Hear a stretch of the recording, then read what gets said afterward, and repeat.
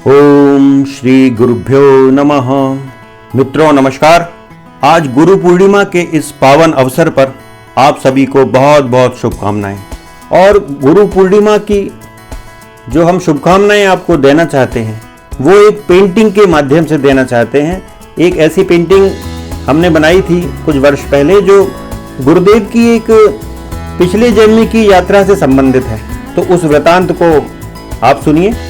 आप ये जो चित्र देख रहे हैं ये हमारी गुरु परंपरा का चित्र है। हम जो है श्री मधुकर नाथ जी महाराज से दीक्षित हैं।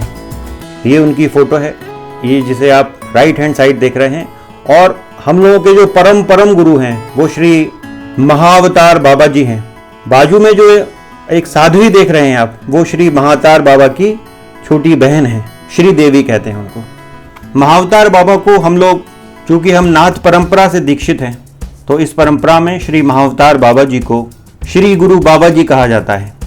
श्री लाहड़ी महाशय श्री महाअवतार बाबा जी के डायरेक्ट शिष्य थे।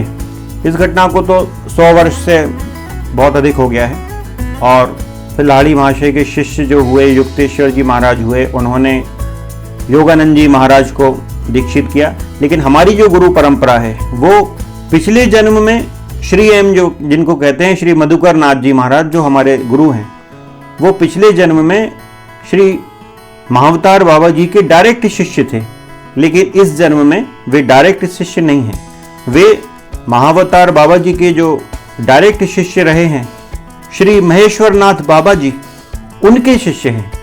लेकिन पिछले जन्म में वे श्री महाअवतार बाबा जी के डायरेक्ट शिष्य थे। जब वे बद्रीनाथ के आसपास तपस्या में लीन थे तब उनसे एक अपराध घट गया। उनसे एक फकीर का अपमान हो गया। अब उस फकीर के अपमान के कारण एक तो उस फकीर को अपने प्राण गंवाना पड़ा। उसने गंगा जी में कूदकर आत्महत्या कर ली। और श्री एम जो पिछले जन्म में वो युवा योगी थे, उनको भी दंडित किया गया। श्री गुरु बाबा जी ने, यानी महाअवतार बाबा जी ने उन्हें दंड दिया कि तुम इसी समय अपने प्राण छोड़ो, तुरंत खेचरी मुद्रा लगाओ और अपने प्राणों को छोड़ो। मैं तुम्हारा जन्म वहीं कराऊंगा जिन परिस्थितियों से वो फकीर आया था। तो जब आदेश हो गया श्री महाअवतार बाबा जी का उस युवा योगी को, तो उन्होंने कहा कि आपकी आज्ञा शिरोधार्य, मैं अभी खेचरी मुद्रा लगाकर प्राण छोड़ता हूँ। लेकिन प्राण छोड़ने से पहले, इस शरीर को छोड़ने से पहले मेरी आपसे एक विनती है, आपसे मैं एक याचना करता हूं, एक प्रार्थना है मेरी। आप मेरी उस अंतिम प्रार्थना को स्वीकार करें। तो बाबा जी ने बोला, महाअवतार बाबा जी ने बोलो क्या इच्छा है तुम्हारी।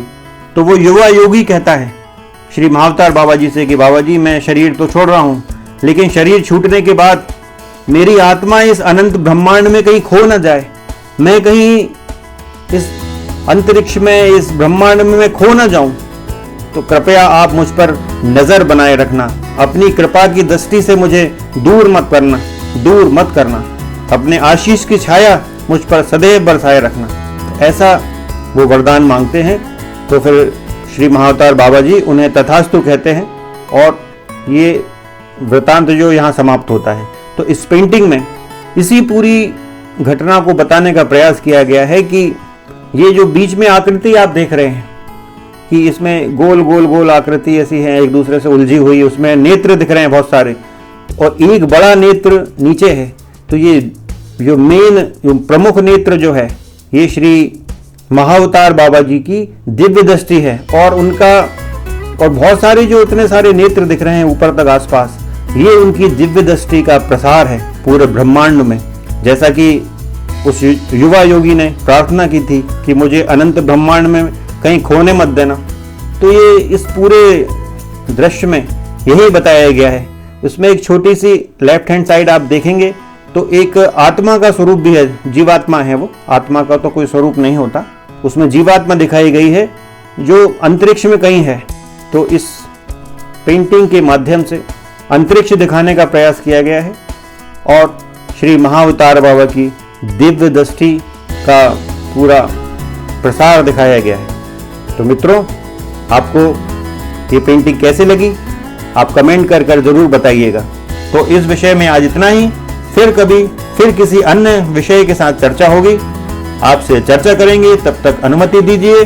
जय सिया राम, जय जय श्री सीताराम। राम राम राम राम राम राम राम सीता राम सीता